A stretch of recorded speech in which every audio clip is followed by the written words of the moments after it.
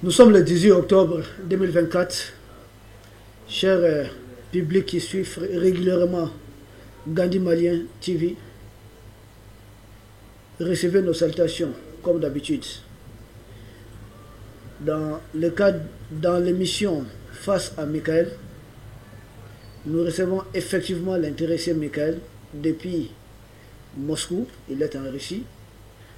Comme la fois passée, ce n'est pas notre première émission, ce n'est pas la seconde. Des fois, chaque 2 semaines, nous discutons avec notre confrère Michael. Nous essayons d'analyser et de commenter même l'actualité. Aujourd'hui, nous allons parler du sommet des BRICS qui pointe à l'horizon, principalement au niveau de la localité de Kazan. C'est en Russie. Et ça tombe bien, nous avons Michael qui est en direct avec nous. Je suis Issa Diawara, le présentateur de la présente émission. De l'autre côté, nous avons notre confrère Michael. Michael, recevez nos salutations depuis la Russie. Merci beaucoup, Issa. Recevez de même nos salutations chaleureuses depuis Moscou, le peuple libre d'Afrique, de Mali et de toute la planète. Je vous rejoins depuis Moscou. Je suis Mikhail Pozniakov, chef de la rédaction française d'agence de presse African Initiative. Et c'est comme toujours un plaisir de vous rejoindre pour cette émission. Merci beaucoup, Michael. C'est nous qui vous remercions depuis l'Afrique, précisément depuis l'espace AES, Alliance des États du Sahel. Nous sommes une confédération. Vous avez aussi les salutations fraternelles des peuples du Burkina et du Niger. Mais Michael, sans plus tarder, notre première question depuis la Russie, faites-nous un peu part, donnez-nous un peu, faites-nous cas d'écho de ce qui se passe dans le cadre des préparatifs du grand sommet qui a lieu en Russie. Il s'agit du sommet des BRICS. Les BRICS, nous allons en parler. C'est quoi un pays? Les BRICS, oui, la semaine prochaine, nous allons accueillir le 22 et jusqu'à 24 octobre dans la ville de Kazan, le sommet des BRICS. C'est pour la première fois qu'un sommet de BRICS reçoit les nouveaux membres, notamment l'Arabie Saoudite, l'Éthiopie et l'Égypte. Donc, en ce qui concerne l'organisation de ce sommet, ça a posé quelques difficultés d'intégrer les nouveaux membres qui faisaient partie des autres formats des BRICS, tels que BRICS Plus ou BRICS Outreach, mais ne faisaient pas partie des procédures organisationnelles et bureaucratiques, diplomatiques des BRICS proprement dites. Donc, comme j'ai déjà dit, c'est pour la première fois que nous avons le sommet des BRICS à 8 membres. Également, si on parle de la ville de Kazan, c'est une ville multi-ethnique, multinationale. Là-bas, nous avons les Russes, les Tatars qui habitent la ville depuis très longtemps. Et c'était un peu difficile de préparer cette ville qui va abriter pour la première fois un sommet d'une aussi grande ampleur. Mais heureusement, les autorités de notre pays et de la ville ont pu faire tout leur possible pour bien préparer le sommet. Le dimanche, le lundi, les premiers invités vont arriver en Russie et à Kazan pour se préparer pour ce sommet et nous avons des expectations très, très hautes en ce qui concerne ce sommet. Ok.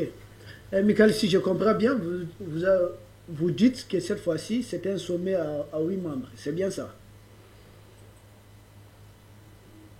Effectivement. Ok.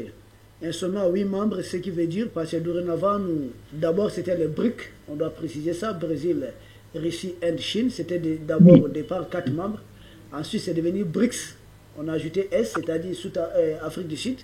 Et maintenant, on a dépassé BRICS, maintenant nous sommes dans le cas des BRICS plus.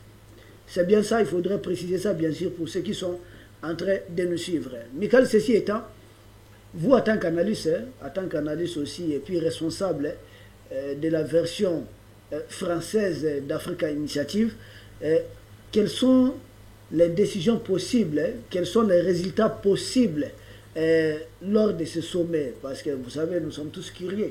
Ceux qui nous suivent aussi sont très curieux, donc nous sommes impatients un peu de savoir qu'est-ce qui peut être décidé dans le cadre de ce sommet. Euh, Bien sûr, je pense que le premier champ d'intérêt lors de ce sommet, ce sera les nouveaux membres, les 3 nouveaux membres des BRICS. Et je crois que la plupart des entretiens, des travaux en marge du sommet vont être consacrés à bien intégrer, à bien accueillir les nouveaux membres. Ils doivent bien s'inscrire dans l'agenda des BRICS renouvelés et élargis avec leur présence. Je crois également que les anciens membres des BRICS et surtout la Russie en tant que le membre président cette année euh, va mettre ses forces euh, à relier les relations entre les nouveaux membres des BRICS. Malheureusement, nous savons qu'il y a certaines tensions entre les nouveaux membres, si on parle de l'Égypte et de l'Éthiopie. Ils ont une certaine histoire de leur relation bilatérale. Et moi, j'espère que la Russie, en tant que leader des BRICS en 2024, va pouvoir aider à apaiser les tensions entre les nouveaux membres et les laisser s'entendre mieux. C'est ça ma principale attente de ce sommet comme résultat. Mais bien sûr, nous parlons également des processus qui continuent de dérouler entre les membres des BRICS. Nous parlons de l'intégration de nos économies. On parle depuis assez longtemps d'une monnaie unique, peut-être des BRICS. J'espère que les dirigeants des pays membres des BRICS vont évoquer cette question également, comme nous restons dans l'optique contrer la domination du monde unipolaire qui est représenté par l'Occident, c'est-à-dire de contourner, peut-être même détruire la domination euh, des systèmes financiers de l'Occident. Là, on parle surtout du dollar, de SWIFT. On a vu comment les sanctions contre la Russie, l'Iran euh, peuvent euh, d'un côté nuire à l'économie nationale et d'autre côté on peut empêcher les relations économiques extérieures euh, du pays sanctionné et bien sûr des pays partenaires de ce pays sanctionné. Je crois que nous devons toujours poursuivre cet agenda qui doit nous amener vers un monde, un marché mondial libre, libéré de toute domination, de toute inégalité. Et nous devons rendre la commerce international plus juste. Ok, Michael, je reviens là-dessus. Si je vous comprends bien, les BRICS, c'est surtout d'abord un volet économique très important. Sans doute, vous parlez de la question de la monnaie unique, en tout cas monnaie commune au niveau des BRICS, mais aussi de cette ferme volonté de la dédollarisation, parce que quand on met les PIB des pays membres des BRICS ensemble, sans doute c'est pour aller vers la dédollarisation. Mais vous savez que cela ne va pas sans problème. Est-ce les pays des BRICS ont entre eux une coopération réellement en termes militaires pour se défendre mutuellement?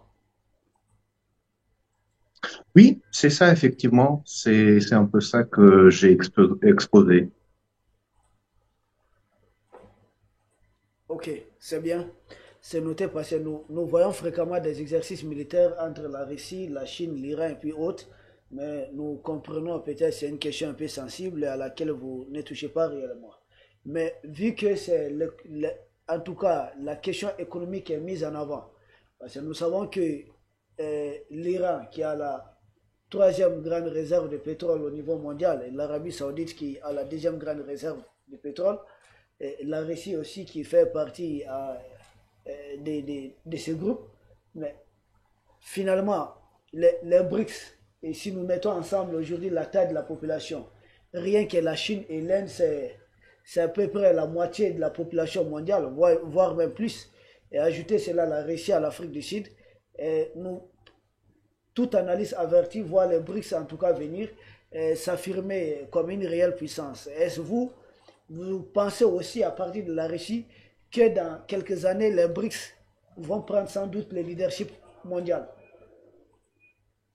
Euh, Vous voyez, ni la Russie, ni je crois les BRICS ne visent pas euh, d'arriver à un leadership mondial, à une domination totale sur la planète. C'est un peu l'optique de l'Occident, de l'OTAN, des États-Unis. L'optique de la Russie et des BRICS, euh, c'est un monde multipolaire où chaque voix est entendue, où chaque pays a son droit de s'exprimer et de défendre son opinion. Et cela concerne tous les domaines des relations internationales, que ce soit les échanges économiques, culturels, éducatifs, diplomatiques, même militaires. Vous avez bien évoqué les exercices militaires conjoints de la Russie, Chine et euh, l'Inde. Là, on peut parler également des certaines tensions, difficultés entre la Chine et l'Inde qui ont des euh, problèmes en ce qui concerne démarcation, délimitation de leurs frontières communes. Mais si on parle des BRICS, de ce groupe, on voit que ces deux pays ont pu euh, on- aller au-delà de leur querelle, de leurs problèmes nationaux, bilatéraux, et converger en quelque chose de plus, de devenir quelque chose de plus. Et cela, je pense, est déjà une très bonne tendance que les BRICS donnent la plateforme, la possibilité aux pays membres de résoudre peu à peu les problèmes qu'ils ont dans les relations bilatérales. Et si je reviens à la question du leadership mondial des BRICS, là, encore une fois, c'est pas la question du leadership mondial, c'est la question euh, d'un monde équilibré, d'un monde juste. On a juste hier soir, j'ai fait un exposé sur la présidence d'Afrique du Sud dans le groupe G20. Et là, on voit déjà que l'Afrique gagne du poids en termes des relations internationales. De plus en plus, on entend la voix d'Afrique, soit l'Afrique unie comme continent, soit des pays africains qui parlent chacun à soi. Et ça, c'est une tendance qui est également très importante. Euh, on ne vise pas à détruire la domination, le potentiel économique de quelques pays ou de quelques groupes de pays. L'objectif, c'est juste de donner à chacun ou plutôt redonner, aider, retrouver à chacun sa voix et sa position dans le monde. Ok, je vois.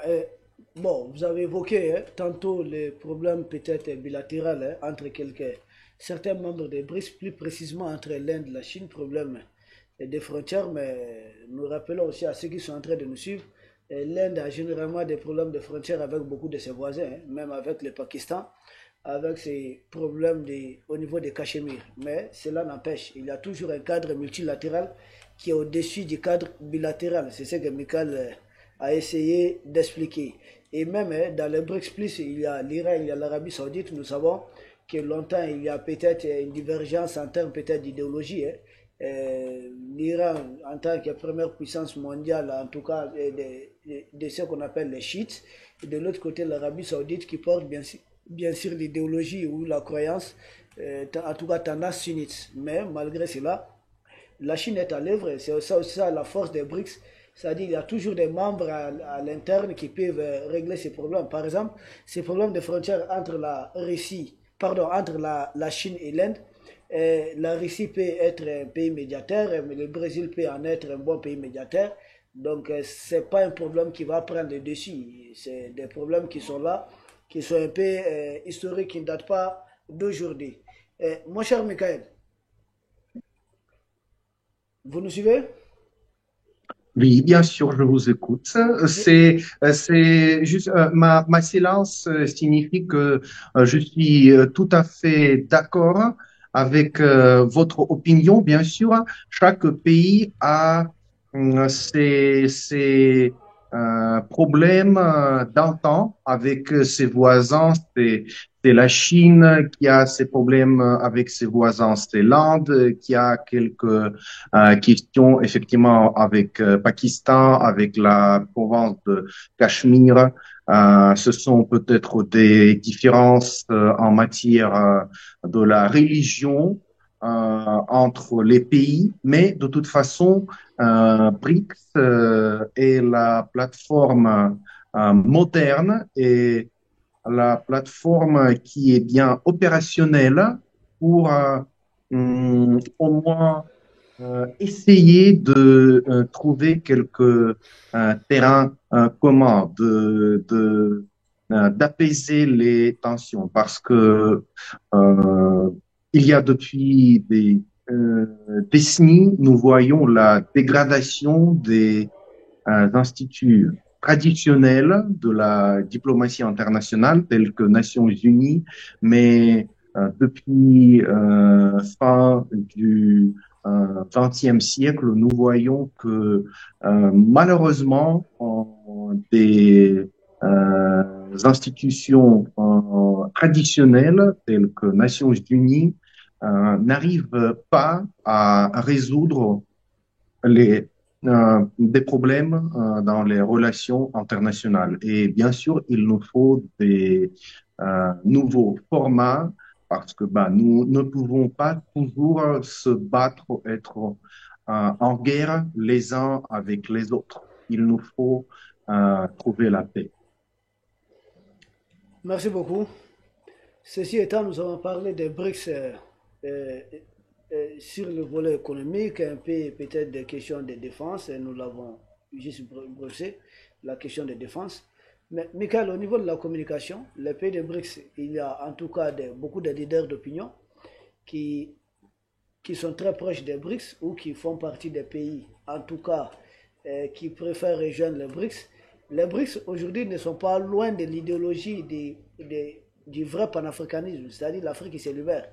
Parce que nous avons en commun le rejet total de toute forme d'oppression. Nous avons en commun le rejet de toute forme d'impérialisme. Et c'est dans ce cadre qu'un leader d'opinion de l'Afrique, un leader très important qui d'abord servi d'échoir la nationalité française, à l'occurrence le frère et le camarade Kémy Seba a été interpellé en France, à Paris, alors qu'il sortait d'un restaurant. Et vous, depuis la Russie, quelle analyse vous faites de cela? Parce que nous savons que l'Occident donne chaque fois des leçons aux autres pays du monde en matière de liberté de presse ou liberté d'expression. Non seulement il a été déchu de sa nationalité, il vient d'être interpellé alors qu'il était en possession d'un visa, non seulement d'un passeport diplomatique délivré par l'État du Niger, mais aussi d'un visa Schengen. Un visa Schengen qui le autorise, c'est-à-dire légalement, il peut circuler dans tout l'espace Schengen. Il a été interpellé, mais ensuite il a été relâché, peut-être suite à la pression de la communication. Quelle lecture vous en faites depuis la Russie? Euh, oui, euh, c'était une situation triste et même amère, mais malheureusement pas inhabituelle. C'est pas pour la première fois que nous voyons l'Occident qui se dit être démocratique, être libre en termes d'expression, soit des personnes physiques, soit des médias, mais juste il y a quelques mois, par exemple, un entrepreneur russe qui est devenu international, qui s'appelle Pavel Durov, le L'un des créateurs de plateforme Telegram a été interpellé également en France. Je vous rappelle de ça. Euh, et c'était toujours la question de liberté d'expression.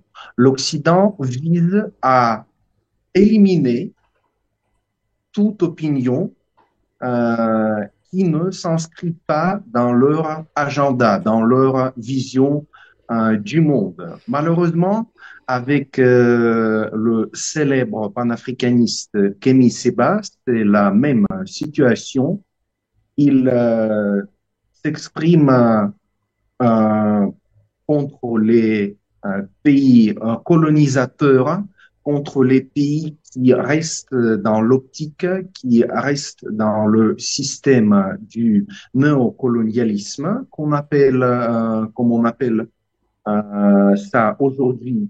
Et c'est pour ça qu'il a dû souffrir cette interpellation, mais nous voyons déjà, et c'est une bonne tendance, c'est une amélioration, je crois, de la situation dans le monde après la pression d'à peu près du monde entier qui est hors système occidental. Ils ont dû libérer Kémy Séba et ses militants, son adjoint.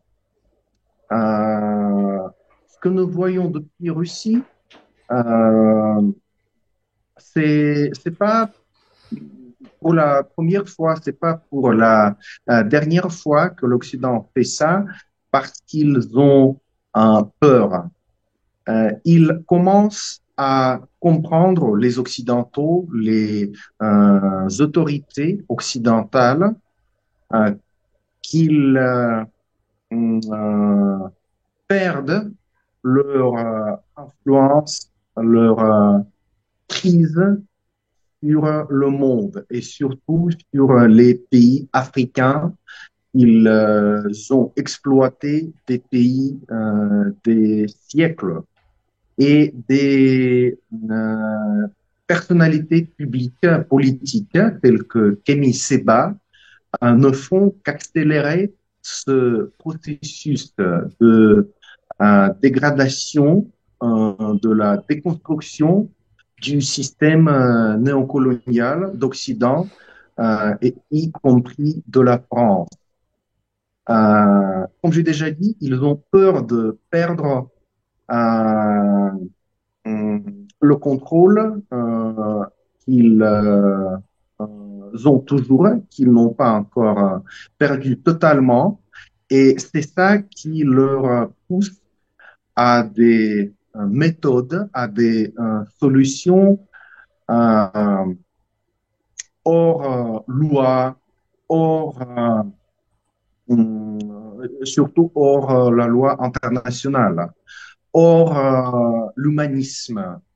Parce que ce qu'on a vu, euh, c'est c'est juste où l'accusation qui est portée contre Kémy Séba, qu'il est un espion pour des États étrangers. Je pense le rhétorique de Kémy Séba, qui s'exprime depuis longtemps, ne donne aucune autre impression que celle euh, d'un homme qui est pour Afrique et pour Afrique seulement, soit en tant qu'un continent uni, soit pour chaque pays à part. Et moi, personnellement, je ne peux pas imaginer une situation dans laquelle un homme politique de telle ampleur, avec une telle réputation, peut vraiment effectuer la mission d'un espion. Ça ne ça nuit à sa crédibilité et ça ne s'inscrit pas dans les intérêts d'Afrique qu'il euh, défend depuis longtemps et avec une force inédite. Donc là, je ne peux dire que je suis heureux de savoir qu'il est libre désormais et qu'il peut continuer sa lutte pour l'Afrique libre. Ok. Michael, votre intervention, elle est tout à fait claire. Ceci, ce qui nous conduit d'ailleurs à notre dernière question. Parce que là, ça montre que nous le savons déjà, mais vous confirmez aussi du côté de la Russie que l'Occident devient de plus dangereux pour les leaders, en tout cas du monde libre, ceux qui se battent pour un monde, un monde beaucoup plus équilibré.